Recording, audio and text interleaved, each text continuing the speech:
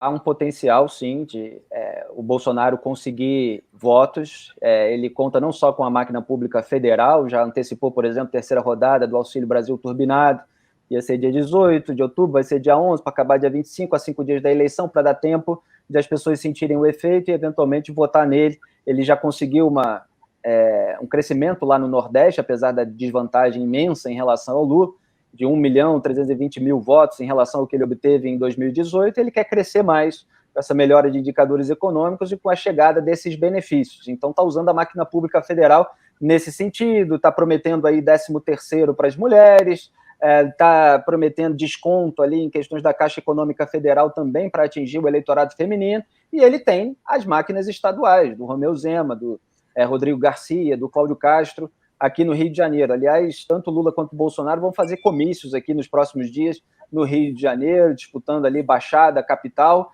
Agora, o Cláudio Castro pegou o caixa cheio aqui, com a venda da SEDAI, da Companhia de Águas e Esgotos, que foi privatizada por articulação dos seus antecessores. Então, ele venceu a eleição no primeiro turno muito por conta da máquina. Tem a alta rejeição do Marcelo Freixo no segmento evangélico, não conseguiu se eleger prefeito, não conseguiu se eleger governador e perdeu mais uma eleição, mas também houve essa chegada de um político que estava atuando numa área mais do centro para a direita, na população de baixa renda, que na esfera nacional vota no Lula.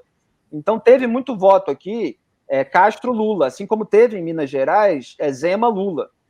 E são esses votos que, eventualmente, já livres das questões de campanha, já menos receosos de causar qualquer desconforto no eleitor, que pudesse fazer com que eles perdessem voto, Castro e Zema podem chegar para esse eleitor de baixa renda e falar da associação com o governo, de como aquilo é melhor, distribuir material de campanha, fazer um comício mais local. E quando você vira um voto do Lula para o Bolsonaro, nesse eleitor menos ideologizado, acaba tendo um duplo peso, né? Então, eles vão tentar fazer isso aqui fora, evidentemente, tentar trazer o voto do eleitorado da Simone Tebet, que não me parece um voto muito de um segmento muito específico, né? Se uniram ali pessoas insatisfeitas com o Lula e com o Bolsonaro por motivos diversos, então a gente não sabe exatamente quanto que vai migrar para o Lula, quanto que vai migrar para o Bolsonaro, apesar de toda essa campanha que a Simone Tebet está fazendo agora para o Lula. E eu faço algumas ressalvas, porque ela falou que o Lula tem compromisso com a democracia, com a Constituição, e eu não legitimo esse tipo de coisa. O histórico dos fatos é o contrário a isso.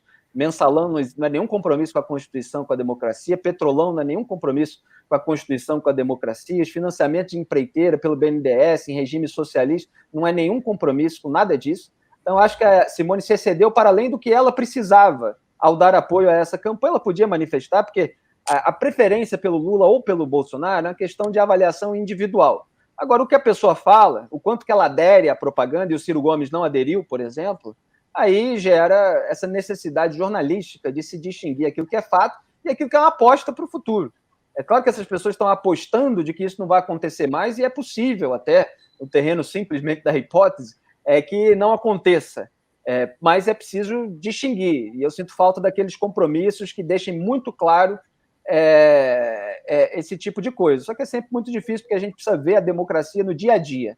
Agora, o Lula, portanto, tenta trazer o eleitorado da Simone Tebet, acenando para ela, dizendo que quer ela do lado no governo para construir junto, que não vai ser um governo só do PT, que o PT vai trazer todas essas pessoas, sem deixar muito claro também se a Simone Tebet vai assumir um cargo, se não vai, e ela está aí dizendo que a campanha do Lula precisa se mexer, que alguém precisa trazer juízo para a campanha do Lula, que o Lula não ganhou no primeiro turno porque não explicitou a sua agenda econômica, e o Lula continua sem querer fazer isso, né? Ele deu um discurso, está aí o vídeo divulgado nas redes, usei no meu comentário na manhã, na Eldorado, de que as pessoas têm que cobrar isso de quem nunca governou esse país. Então ele está com essa soberba de a garantia sou eu, já governei no passado, mostrei como eu sou bom e não preciso fazer isso agora, porque senão isso gera ruídos, e aí, antes da eleição, alguns núcleos podem ficar insatisfeitos, ele perder voto, então ele tenta levar esse discurso. Mas é difícil competir com o Bolsonaro, com a máquina na mão, com uma onda antipetista que ainda é forte, revoltada com o Supremo, com outras questões,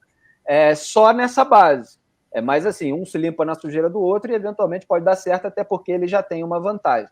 Mas, assim, existe um horizonte de crescimento para o Bolsonaro, ele vai precisar diminuir a rejeição dele.